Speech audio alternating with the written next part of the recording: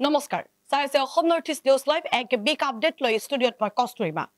পুনৰ ৰাজ্যত সংঘটিত হৈছে ভয়ংকৰ পথ দুৰ্ঘটনা এইবাৰ তিতাবৰত সংঘটিত হৈছে এই ভয়ংকৰ পথ দুৰ্ঘটনাটি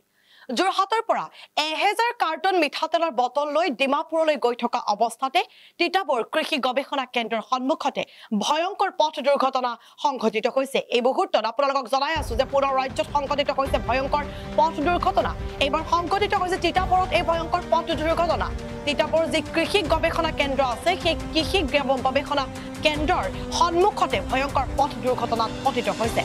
চূৰ্ণ বিচূৰ্ণ অৱস্থাত গাড়ীখন দেখা গৈছে আৰু গাড়ীখনৰ নম্বৰ হৈছে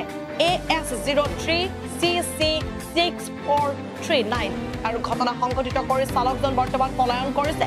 ঘটনাস্থলীত তিতাবৰ আৰক্ষী উপস্থিত হৈছে আৰু তদন্ত অব্যাহত ৰাখিছে এই মুহূৰ্তত আপোনালোকক জনাই আছো যে পুনৰ ৰাজ্যত সংঘটিত হৈছে ভয়ংকৰ পথ দুৰ্ঘটনা এইবাৰ দুৰ্ঘটনাৰ স্থান হৈছে কৃষি গৱেষণা কেন্দ্ৰ তিতাবৰ এই তিতাবৰৰ কৃষি গৱেষণা কেন্দ্ৰৰ সন্মুখতে দুৰ্ঘটনাত পতিত হৈছে এখন বাহন আৰু বাহনখনৰ নম্বৰ হৈছে AS03CC6439 আৰু দুৰ্ঘটনা হোৱা সেই বাহনখনৰ চালকজন বৰ্তমান পলায়ন কৰিছে আৰু ঘটনাস্থলীত ইতিমধ্যে আৰক্ষী গৈ উপস্থিত হৈছে চাই থাকিব সবিশেষ তথ্যৰ বাবে Assam north east news live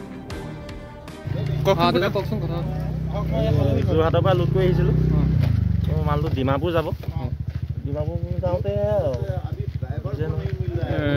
বাকী বৰ্তমান এতিয়া চালকজন আছিলে চালকজনৰ নামটো কি চালকজনৰ চিৰঞ্জীৱ গগৈ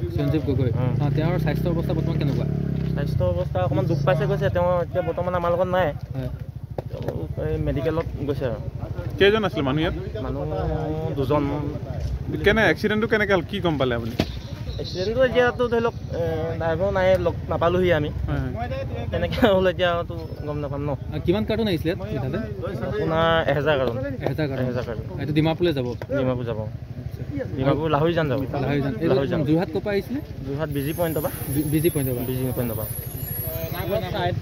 ঠিক আছে।